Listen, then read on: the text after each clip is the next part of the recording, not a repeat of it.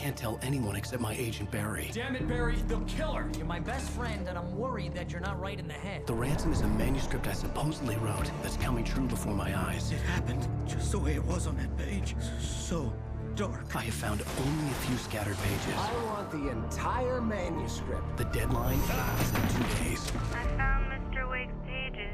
Good girl. How the hell did she get her hands on the manuscript anyway? I don't know. She's resourceful. I told you were too hard on her. Listen, I found out all sorts of interesting stuff while I was digging around. Yeah. Mr. Wake, it's Sheriff Breaker. We have an FBI agent here, Agent Nightingale. FBI? He's anxious to see you. You'd better come to the station. Okay, I'll be right over, Sheriff. Let's make this quick, huh? Help you folks? Name's Randolph. I'm the manager. We're looking for Rose. Works as a waitress down at the diner. Rose, sure. Nice girl. Who wants to know? I'm Alan Wake. The writer, huh? I heard on the radio you were visiting. Well, I'll show you her trailer. That Rose, she's a nice girl. Always pays her rent on time. As I was saying, Al, I found all sorts of weird stuff from the local newspaper's archives. This place is crazy! Disappearances, mysterious deaths, urban legends come true, and get this, most of this stuff takes place around Cauldron Lake. Well, you ain't wrong, mister. The Indians thought the lake was a doorway to the underworld. I'm the God-fearing type myself. I don't hold with that sort of thing. Yeah, okay. Anyway, there was an island there owned by a guy called Thomas Zane. Now, some of the articles I found about him make him out to be a famous writer, but I ran a bunch of searches, couldn't find a single thing he wrote. Zane was heavily into diving, so much so that the place came to be called Diver's Isle. But the volcano under the lake erupted in 1970, and Zane went down with the island. Yeah, how about that? It was there in the morning, as if it had fallen from the sky. But it would take a tornado to lift something like that. We're damn lucky it didn't crush any of the trailers.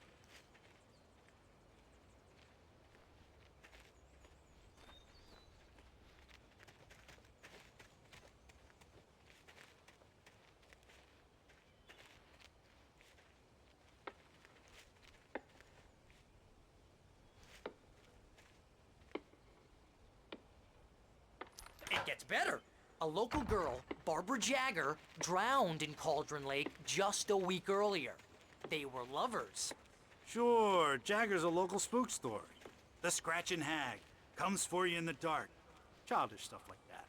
Anyway, Al, I'm just getting to the best part. All of the articles about this stuff were written by Cynthia Weaver. I asked around, and she's that crazy bag lady you met. What, the lamp lady? She can be a little loopy, but she's not homeless or anything. Yeah, anyway, she knew both Jagger and Zane before they both died, and she had some kind of a breakdown.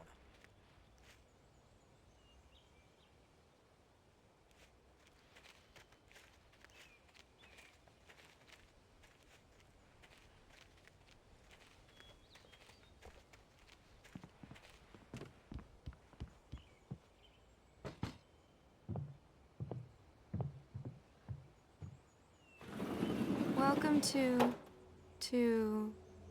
Oh dear, Mr. Wake. I'm so glad you're here. Rose, you have my manuscript? Oh. Oh yes. Yes.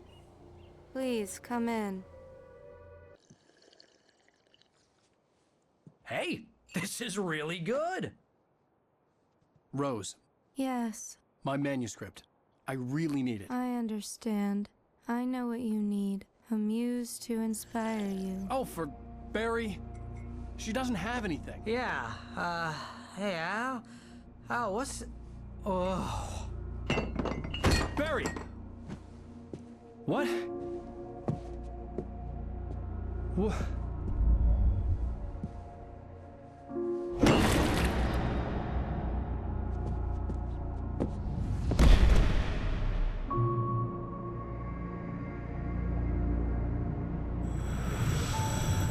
It's coming for you, hiding in my barber's skin. I'm too weak to stop it. You must turn the lights on. promised I'd come visit you and your lovely wife. You must finish what you started. I insist. You must turn the lights on. Turn the light on. Back to work, boy.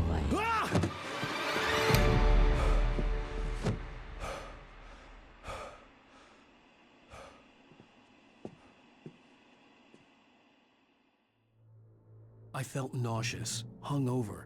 Only anger kept me going. I can't tell reality from dream anymore, but it seems I have an imaginary editor to help me. She's an old woman in a funeral dress. I call her Barbara Jagger. She's very strict. I'm writing faster and faster. My manuscript is being heavily revised. The edits are getting very aggressive, and each day there's less of me and more of her. I hate it, but I know she's right. She promises me I can save Alice this way. She knows more of this than I do. About the complex incantation I'm attempting. About this place. She's worked with another writer under similar circumstances, Thomas Zane. The genre of the story seems to be shifting. It's turning into a horror story. I'm getting close. I can feel it.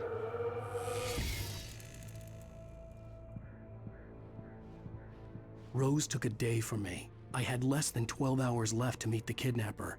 All I could do was get Barry into the car, work something out once I got on the road. Welcome to the Oh Dear Diner. What can I get you today? Coffee? I couldn't work up much hate for Rose. Something had used her to get to me, and left its mark. First refill is free. Milk and sugar on the counter there. Would you like to hear today's specials? Thank you. A nice day. Come back. My gun and flashlight were gone. I'd have to find a way to get Barry into the car as quickly as possible. There was no time to waste. Mr. Randolph liked Rose. That little smile she had. How she was still sweet when life had tried so hard to make her bitter. It wasn't any of his business what she did in her trailer. But those strangers, the writer and his smart-ass sidekick, looked like trouble. And they'd been in there for hours, way past her normal bedtime. He reached for the phone and called the sheriff's station.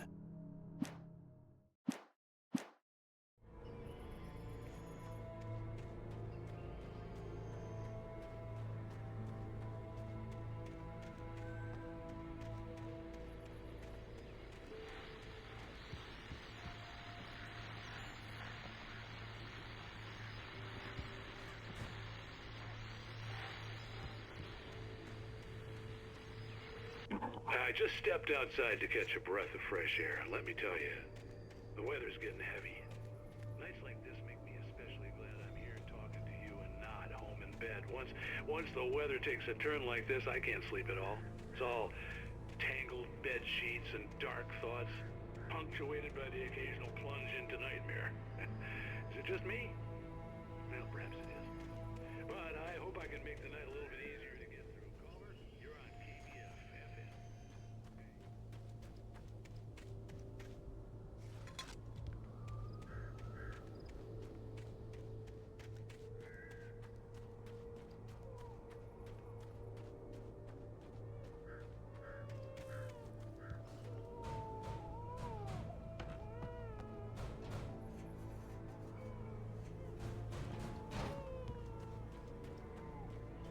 Oh, you're gonna get it now. God knows what you've done to that poor girl. This is Agent Nightingale, FBI! Get him up, Hemingway! You're under arrest! You move a muscle, I'll unload right in your goddamn face! Stay right where you are, Spillane!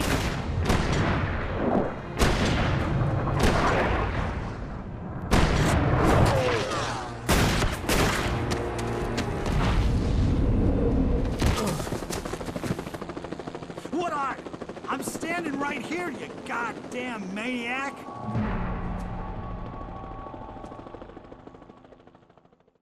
I hated to leave Barry behind, but there was no way I'd miss my appointment with the kidnapper. Give it up, Mr. Wake. Come on. Take it easy on him. Get after him. Don't let him get away. Move it, move it, move it! I'll have you shot if you let him get away.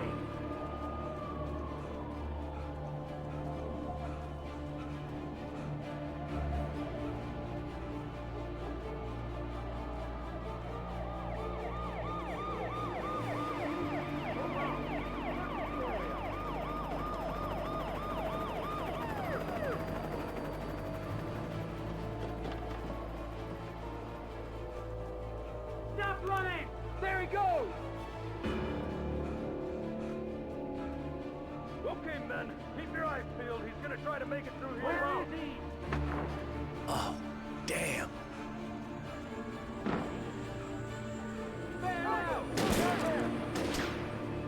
I don't see him. Keep an eye out. God damn it, where did he go? He slipped away. Keep an eye out.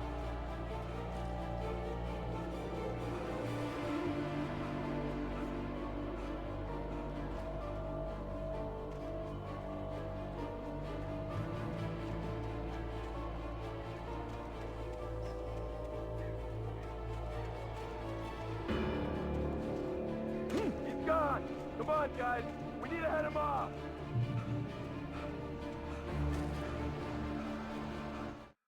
For decades, the darkness that wore Barbara Jagger's skin slept fitfully in the dark place that was its home and prison. It was hungry and in pain. It dreamed of its nights of glory when the poet's writing had called it from the depths and given it a brief, terrible taste of power and freedom. The rock stars had stirred it from the deep sleep the poet had sunk it back to in the end. When it sensed the writer on the ferry, it opened its eyes.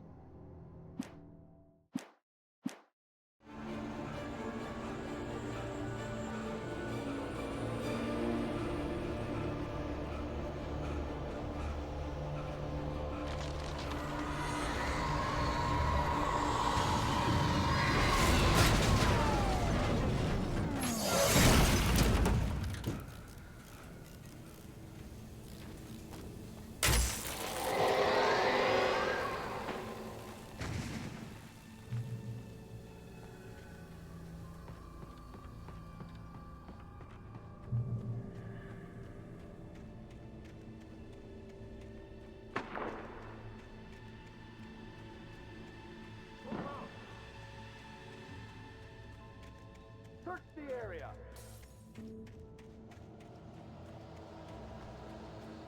Stay sharp. This way. Over here.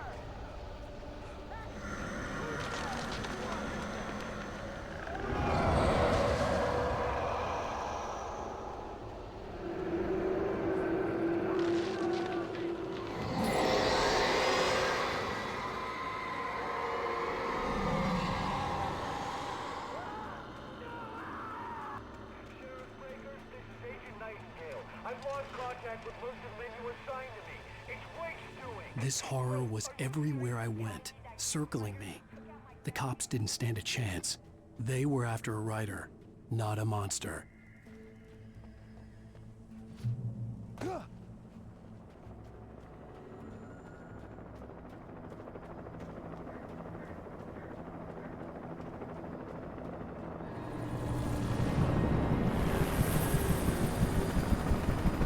You on the ground.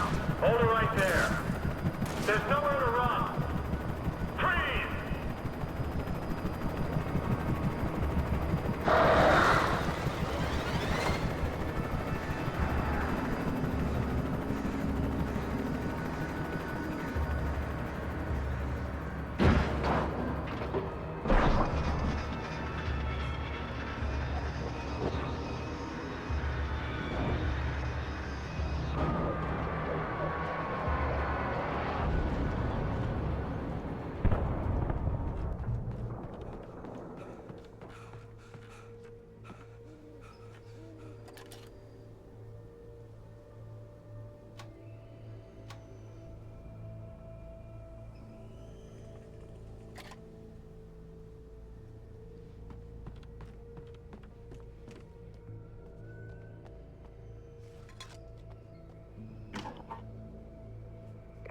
This is James. Mulligan, Thornton, come in. Over. Thornton here. James, we got both Wheeler and Rose in custody. They didn't put up a fight or anything. But they were... Hey. I could see the lights of the radio station in the distance. Give me that. James, Mulligan here. Over. Go ahead, Mulligan. Over. We got Wheeler and Rose here. Wheeler's drunk or hopped up on something. Speaking of which, that Fed had a pretty distinctive whiff of Otis Scotch about him, you know what I mean? Over. I don't have anything on that, Deputy Mulligan. Over. Well, whatever. Anyway, Rose is just being plain weird here. You better get Doc in to take a look at both. Over. Gotcha. You better get them here quickly. The Fed's gonna want to interview Wheeler. Over. Oh yeah, I bet he does. Looks like they have a lot in common. Mulligan out.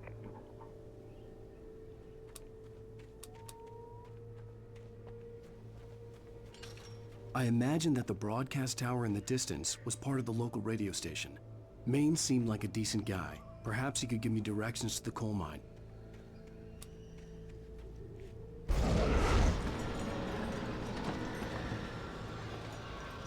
Unnatural shadows clung to the gate. The darkness that was after me was trying to stop me. I wouldn't get through without a light. There was no power to the searchlight.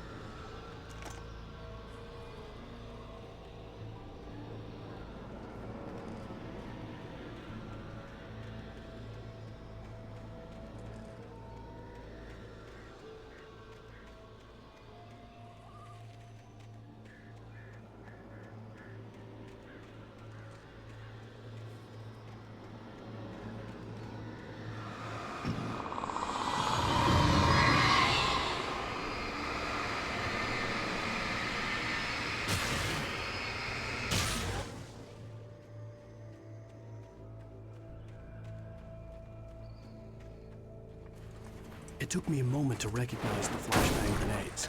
They were an ideal weapon for my situation. Team 1, come in. Over. Team 1, this is Sheriff Breaker. Report. Over. Team 2, come in. I need a report. Over. Come on, guys. Talk to me. Come in, please. Over. You have the right to remain silent.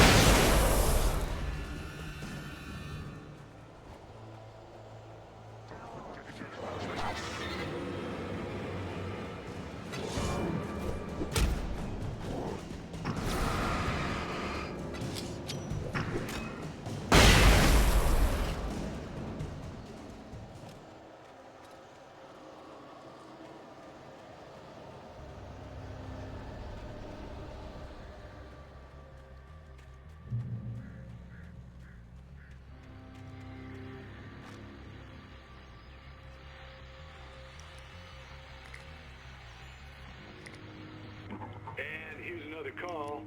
You're on KBF-FM with Pat Maine. It's Milt Peabody, Pat. What's on your mind, Milt? Well, I live near the trailer park, Pat, and there's a big ruckus going on over there. Well, that's just up the road from me, too.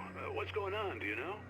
I don't know, but there's a bunch of police cars there, lots of sirens, a helicopter buzzing around, and I think I heard some gunshots. Gunshots? Yes, sir, like from a pistol. So can you find out what's going on? Because it's just next door and they're popping off guns there. They're still shooting? No, it was maybe 10, 15 minutes ago. It sounds serious, Pat. I'm telling you, it don't sound like no party. Well, I'm certainly going to give the station a call, Milt. Okay. You'll hear it here as soon as I hear from them. Okay, thanks.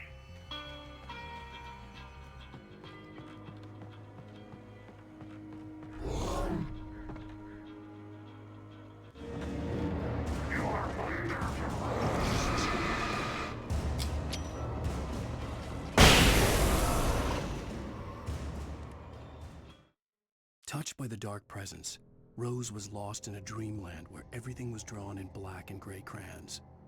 The old lady had promised her that all her wishes would come true. She would be Alan Wake's muse. She was smiling so hard it hurt her face. She crushed a bottle full of sleeping pills into the coffee. Deep down inside, she was screaming in terror.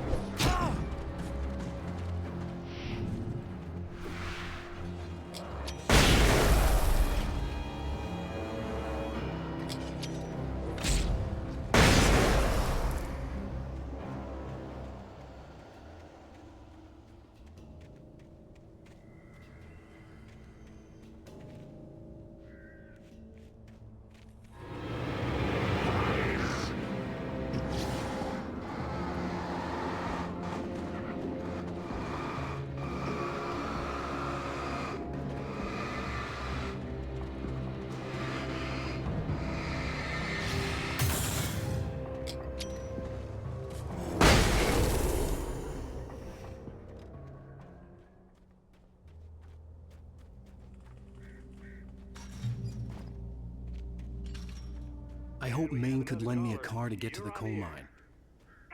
It's Lorna Miles. Oh, why, hello, Lorna. What do you have for us? Well, I just don't see why the cops are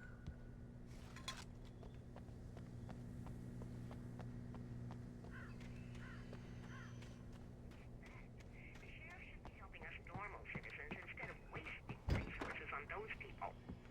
Well, Let the try to sort themselves out. I'm sorry, but my granddaddy settled in Bright Falls in 1911. well, thank you very much for that compassionate viewpoint, Lorna. Oh, here's a little surprise. The famous writer Alan Wake just walked in. Folks, I'm going to see if I can talk him into an interview. Come on in, Mr. Wake. Oh, I'm so glad you could find the time to do this, Mr. Wake. Nowhere to run now, Dan Brown. You back away from me. Don't hurt. Whoa. Everyone calm down. Put the gun down. We're all friends here, right? Cool your jets, Nightingale. We got him. Judas Priest! What the hell's the matter with you? There's a civilian in there.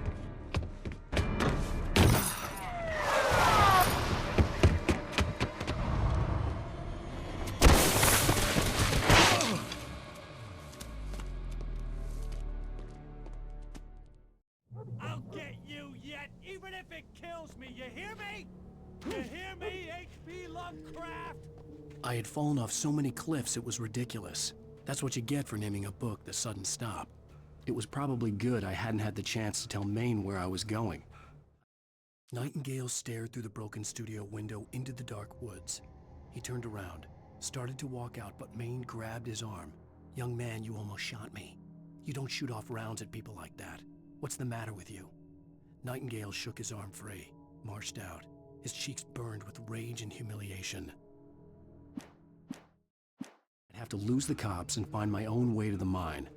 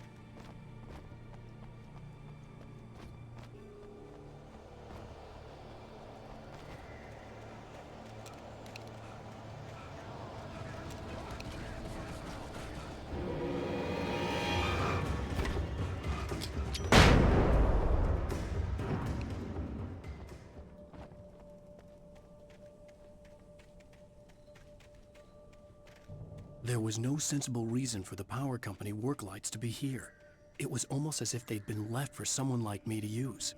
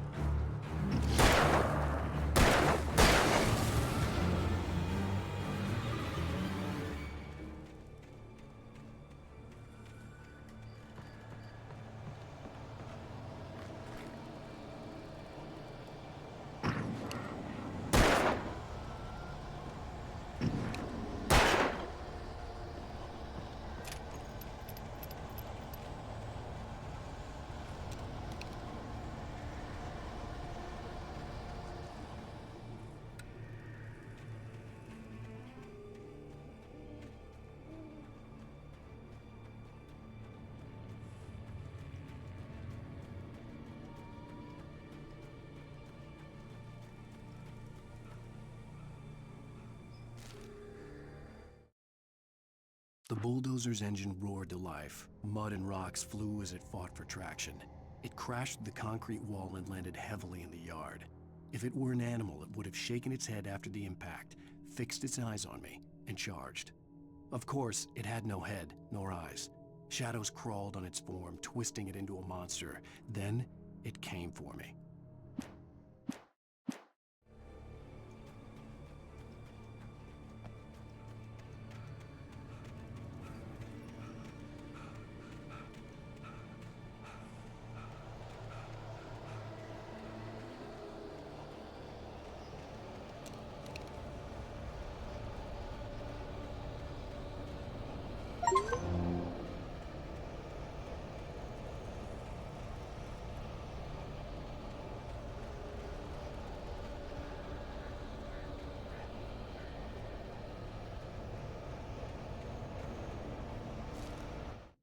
Sarah trusted her gut, and her gut said Agent Nightingale was an asshole.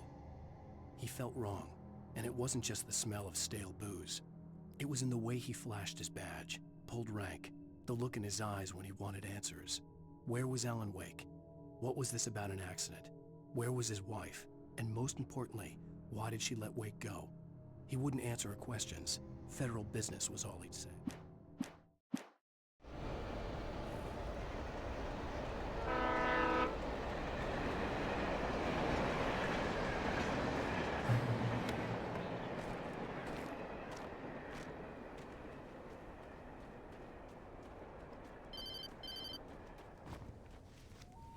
Hello?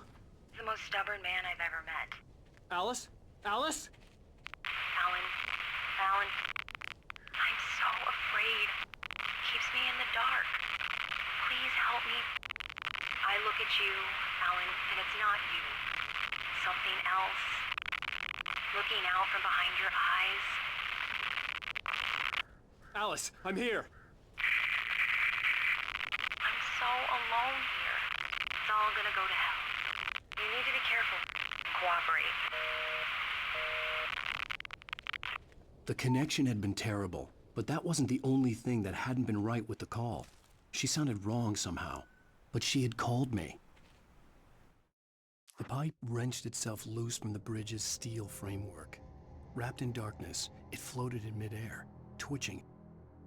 For a moment, I didn't understand what I was looking at.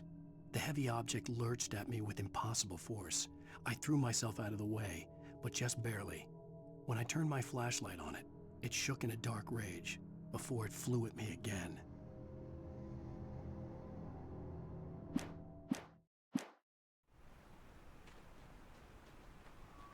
I could see a railway bridge up ahead, and a warehouse of some sort on the opposite shore. I hoped I could find a car from there.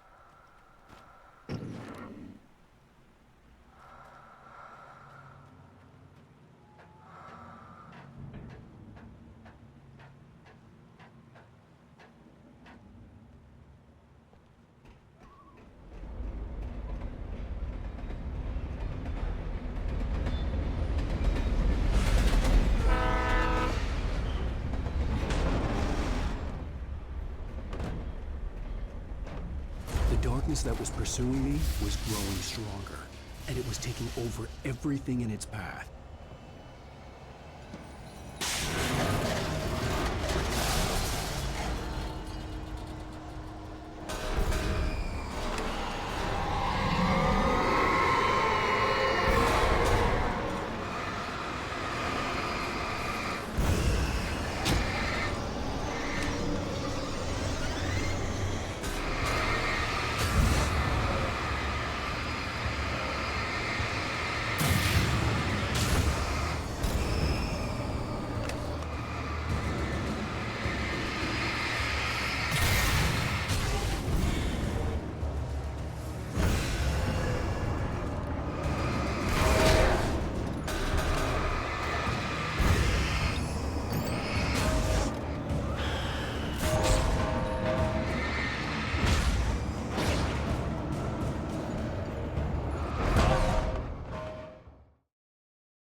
And a warehouse of some sort on the opposite shore. I hoped I could find a car from there.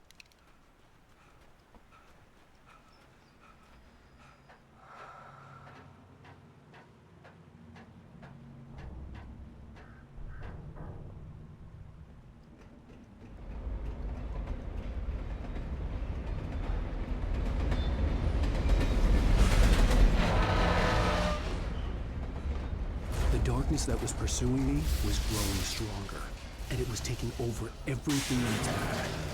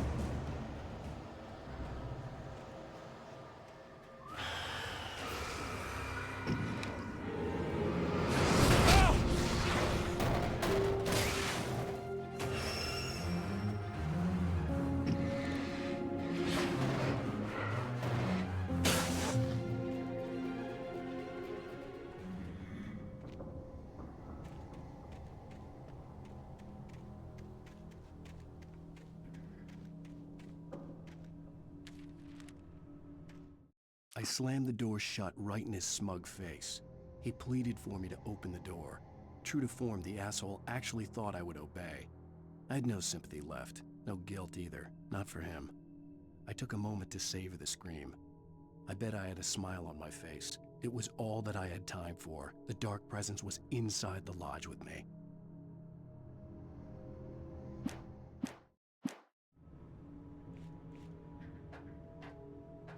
As a teenager, just starting to get interested in writing, Stephen King had been a source of inspiration to me. I thought about all the inanimate objects that had come to life in his books. No one is safe in a good horror story. Certainly not the protagonist. That's what makes them fun. This was anything but. The darkness could possess anything, and it was getting closer.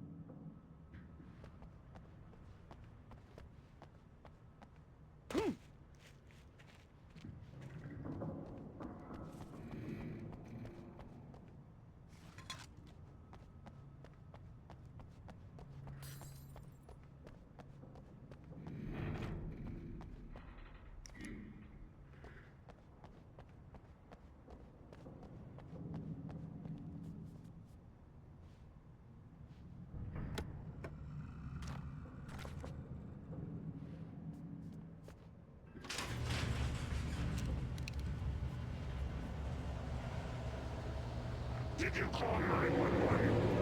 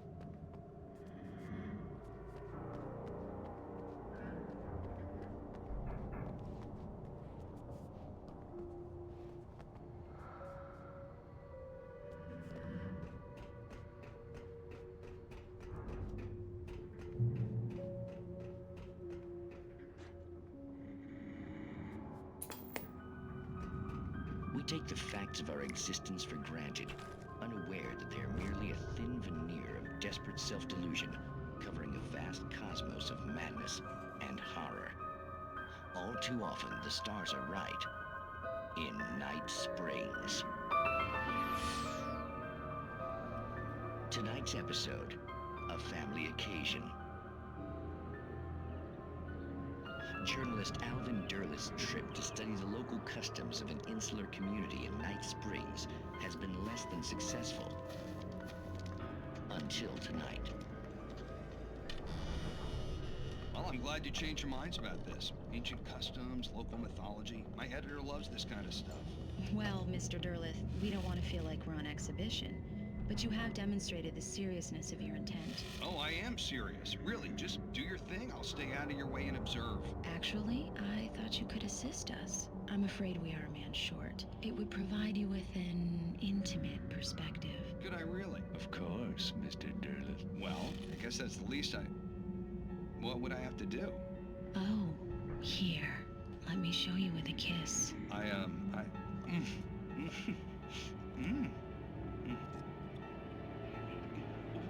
What did you...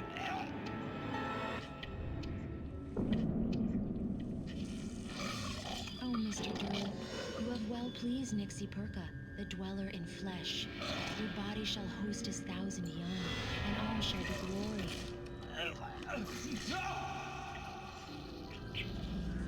Shh, darling, be calm. Shh. Alvin Derleth learned a harsh lesson. If you go looking for mythology, it may come looking for you. And such quests always bear fruit. In Night Springs.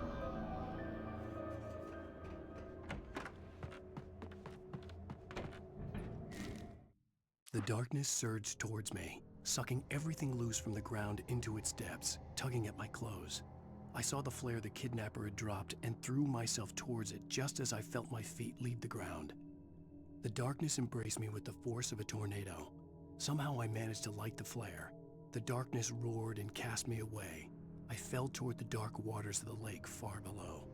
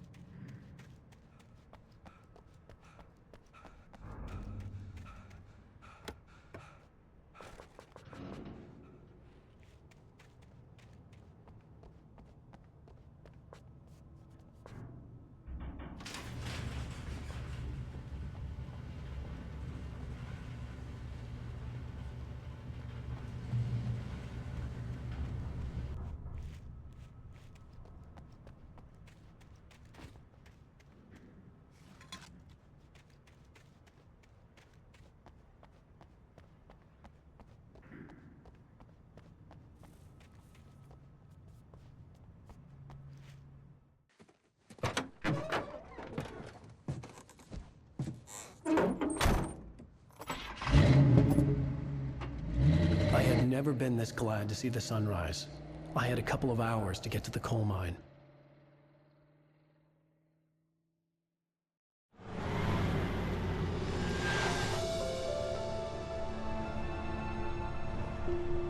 The coal mine wasn't far now.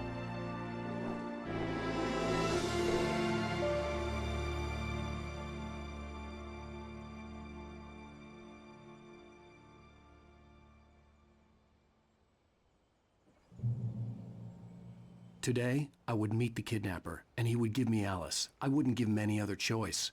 A drowning man will clutch at a straw.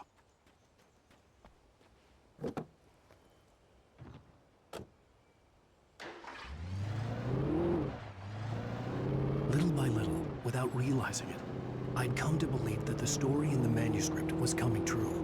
The current of its narrative had taken me deeper and deeper into dark waters. Alice had been taken from me. Barry was probably in jail. I was a fugitive from the FBI. The whole world taken over by the Dark Presence was trying to destroy me. It all felt real, but it matched a textbook case of insanity.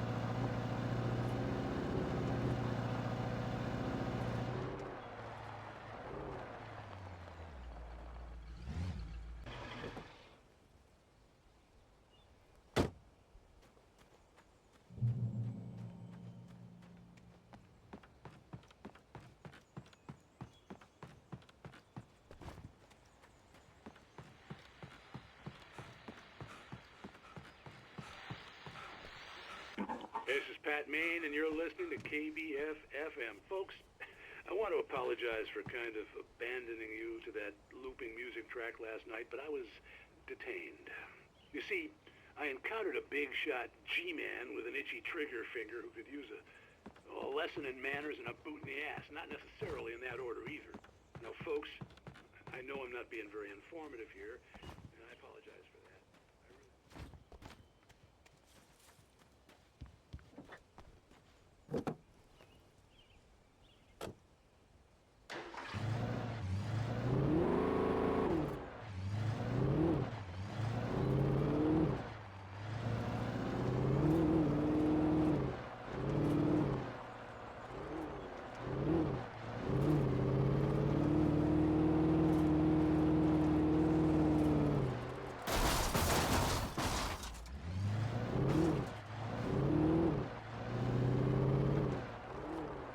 I was early. I was supposed to meet the kidnapper at noon in the main building. The coal mine was quiet. It was a museum now.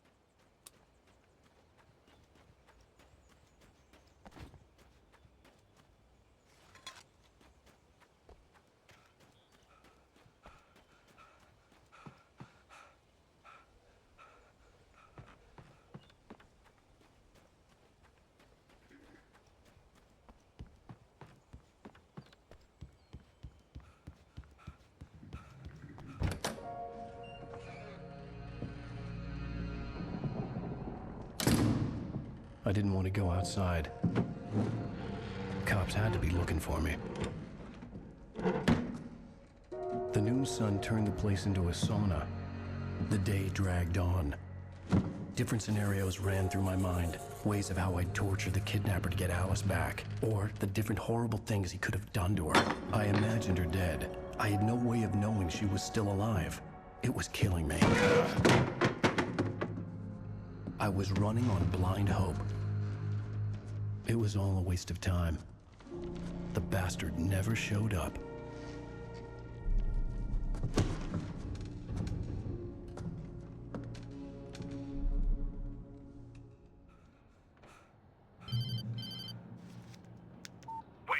Where the hell are you? Change of plans.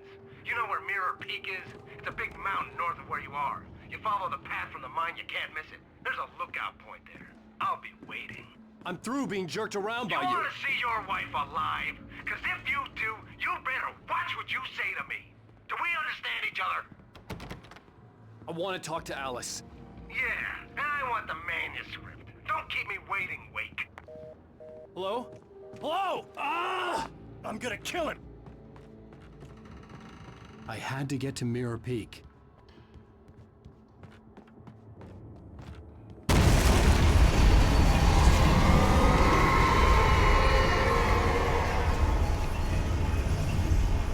It was close. Maybe closer than ever before.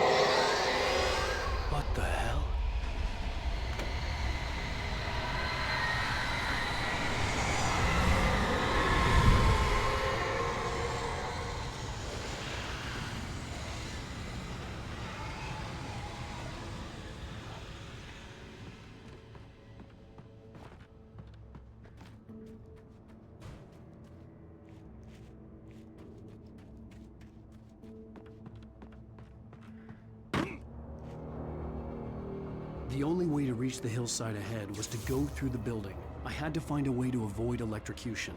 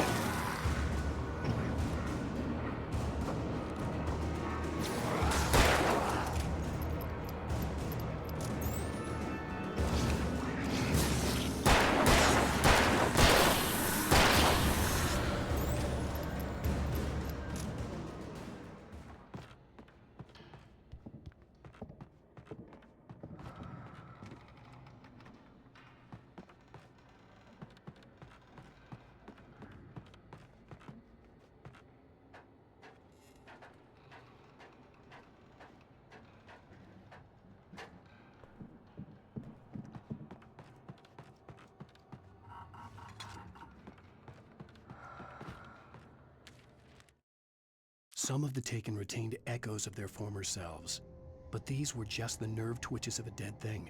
Nothing remained but a shell covered and filled with darkness. In most cases, these puppets were enough for the purposes of the Dark Presence. But for anything more elaborate, as with the writer, it was different. It needed his mind. And so rather than taking him over completely, it merely touched him.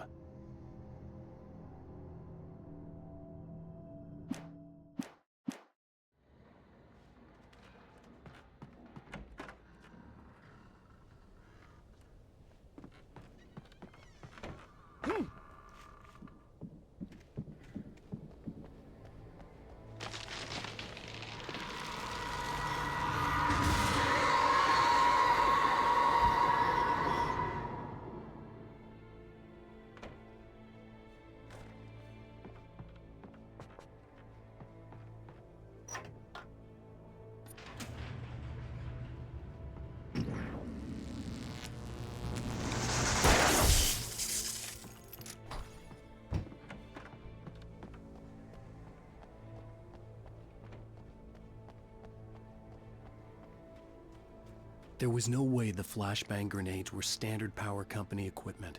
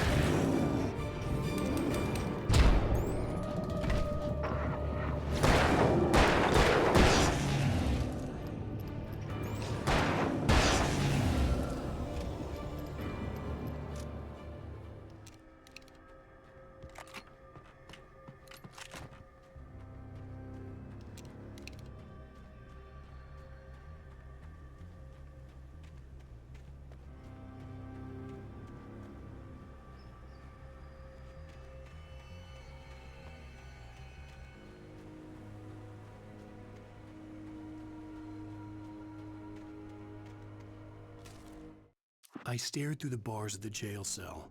Barry stood behind me, swaying on his feet, looking as ill as I felt. Agent Nightingale stood on the other side of the bars with Sheriff Breaker. Nightingale had a stack of manuscript pages in his hand. He seemed unhinged as he gloated. "Well, I've got you now, Raymond Chandler. It's all here. All the evidence, including conspiracy to murder a federal agent."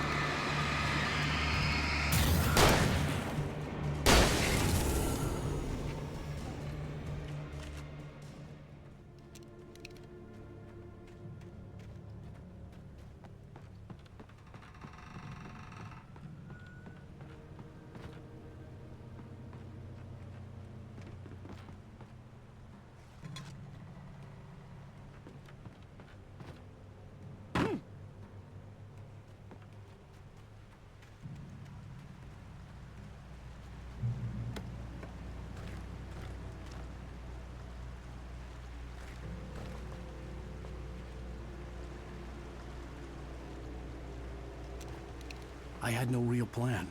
I was going to give the kidnapper all the manuscript pages I had for Alice. If that wasn't enough, I'd hold him at gunpoint and make him talk.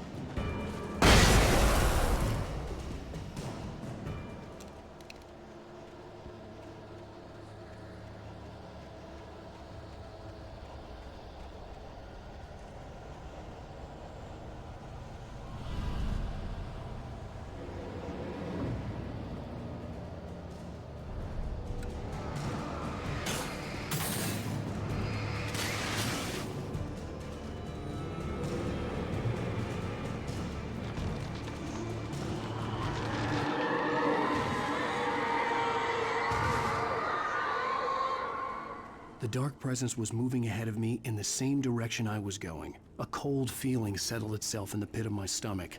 Was it going for Alice? The graveyard shift may cause cancer.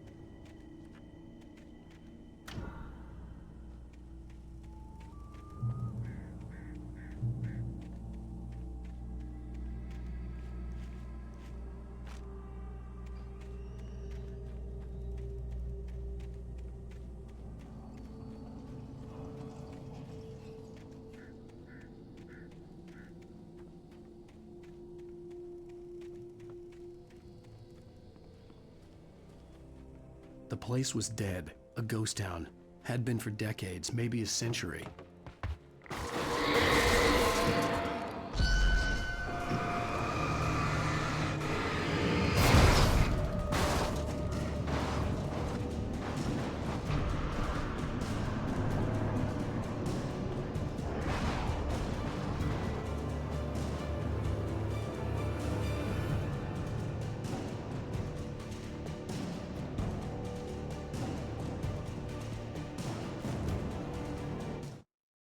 Things were never as simple in real life as in fiction.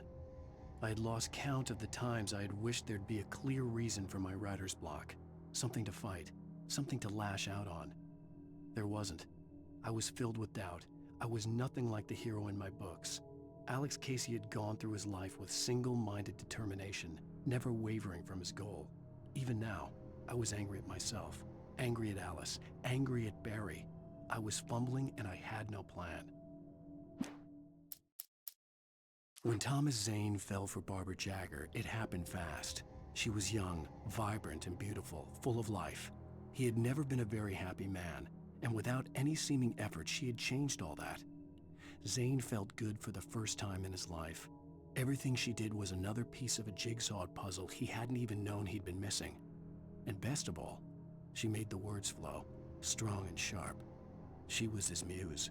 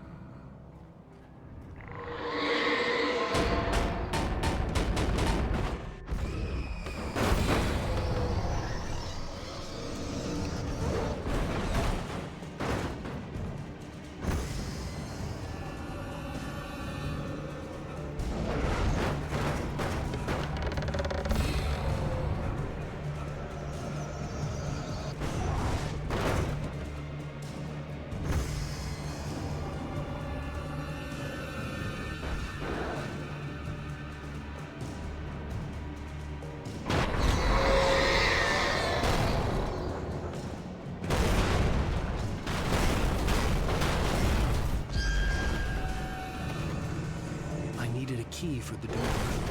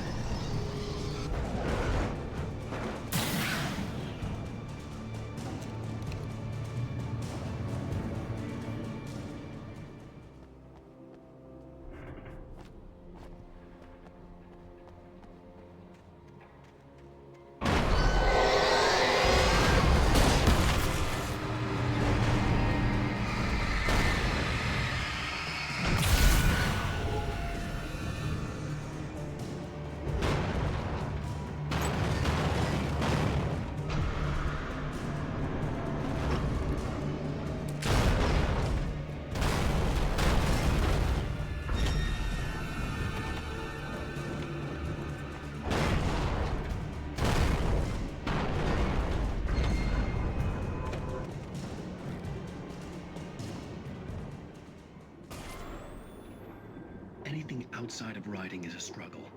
I feel ill. I managed to make my way downstairs. There's a shoebox filled with books and papers by Thomas Zane. It's very hard to focus, but I managed to read some of it. He's a poet, and a good one. He writes of muses and creators summoning fabulous things from a magic lake, using his powers to shape the world of a realm of gods and dreams and demons, dark things that wait for a chance to slip through, wearing the flesh of men as disguise. Zane writes about himself, his girlfriend being taken over by a dark presence, about growing scared of the lake. Zane believes it's a mirror to the gaping void of darkness above, where some Lovecraftian presence lurks. I crawl back upstairs. I'll borrow these things for my story. They ring true. They fit.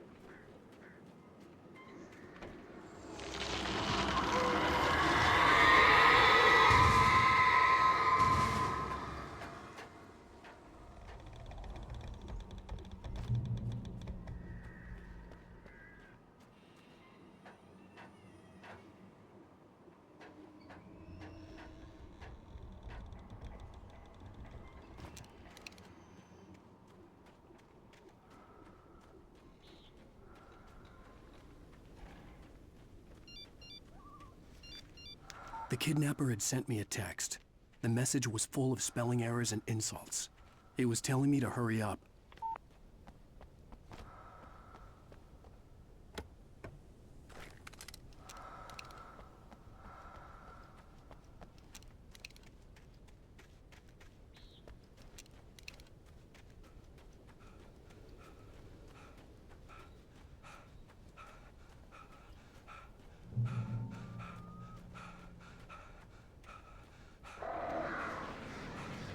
Birds.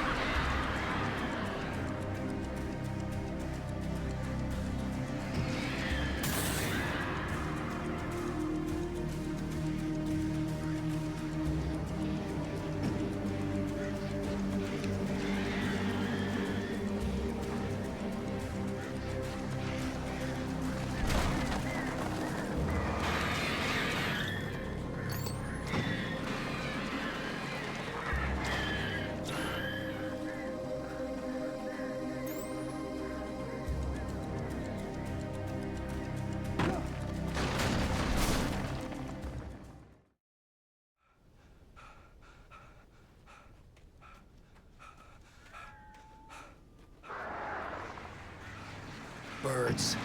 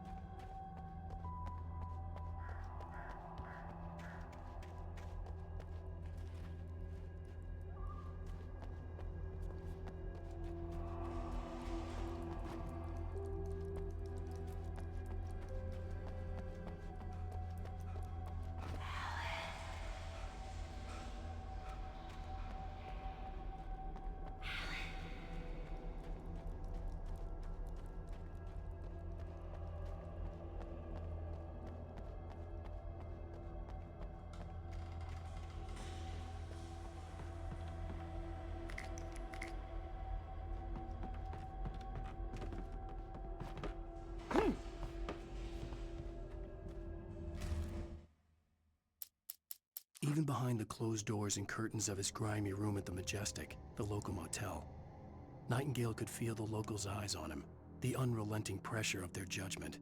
He forced it out of his mind. For all he knew, they could all be under Wake's spell already. You do what you have to do to get the job done. He took comfort from the bottle in his hand.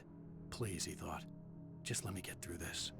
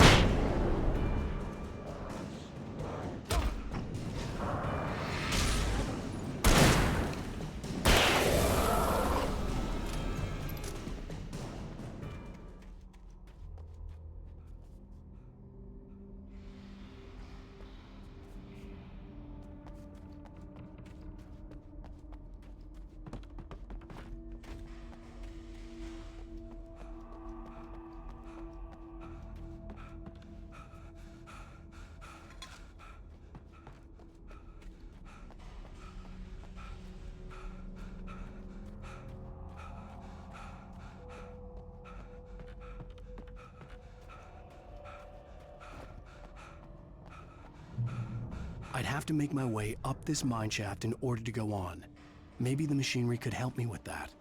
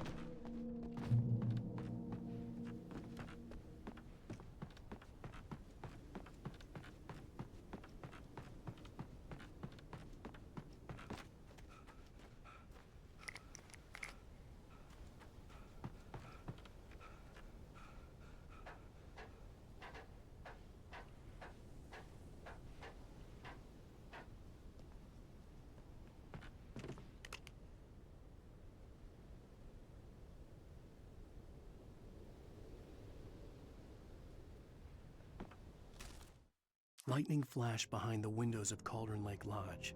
Tor Anderson laughed and held the steel hammer above his head. Nurse Sinclair was trying to calm him down without success. Tor grinned madly and shouted, "My hammer's up. Here's a friendly poke from Mjolnir, wench." He brought the hammer down with all his might on Sinclair's head. "We're on a comeback tour, baby."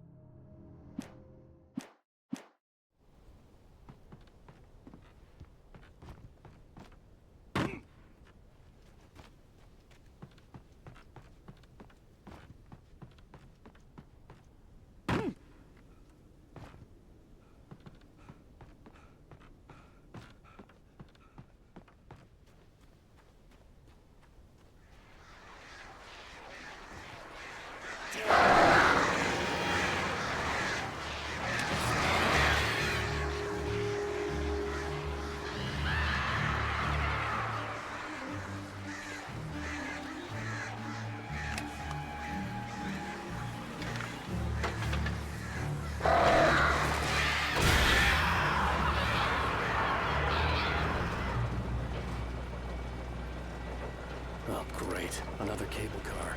Just great.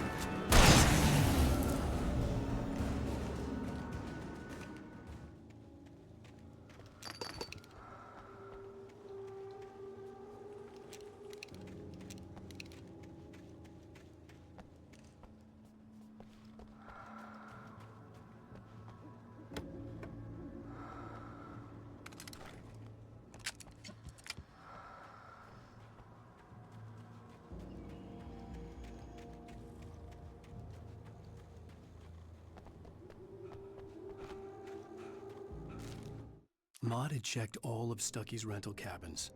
There had been no sign of the Wakes. It was dark when he'd found their car parked at the end of the road by Cauldron Lake. It made no sense. They must have taken a wrong turn, but there was no sign of them, and the car had been there for hours already. Frustrated, Mott stood on the rotten ruin of the footbridge that had once led to Diver's Isle before it sank beneath the waves years ago. The boss wouldn't be happy.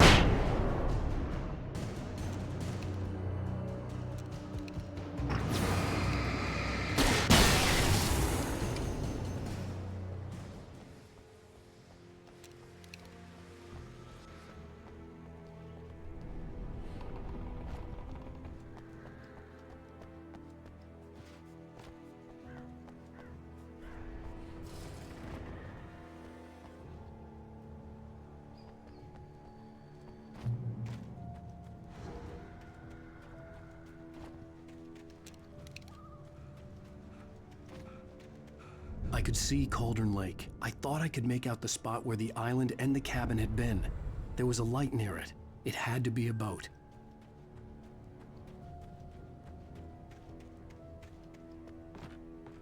I was close now.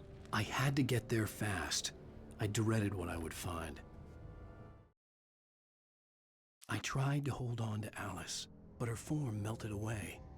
I was losing control. Dr. Hartman stood in her place. I wanted to hit him, but my arms were jelly. He smiled. It was a reassuring smile, and I hated him for it. I had to give you a sedative. Don't fight it. You went through another rough period. Right now, it's very important that you stay calm. We don't want you to have another episode. You're a patient at my clinic. Have been for a while now.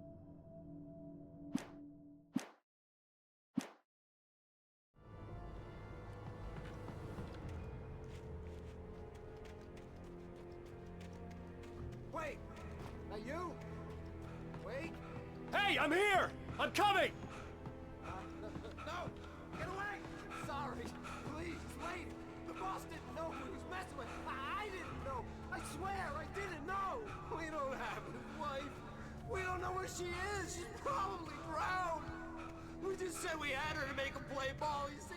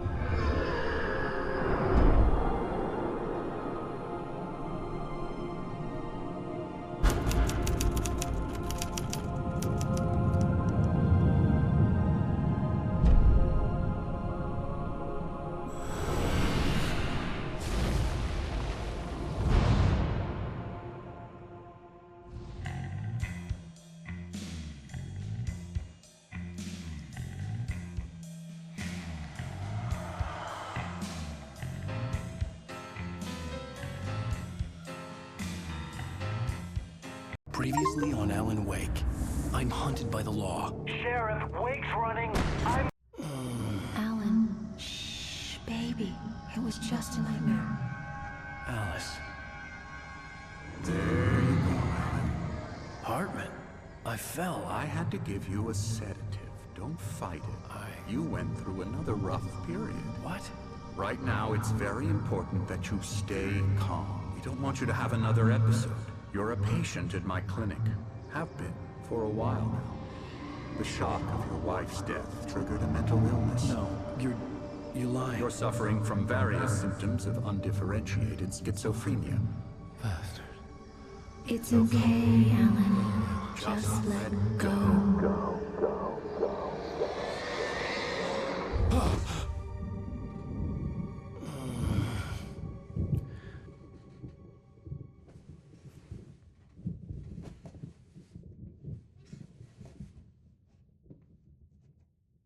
I felt groggy. Whatever Hartman had bumped in me was making me numb. I felt like this was happening to someone else. Someone I was watching on television. I couldn't think. Couldn't focus.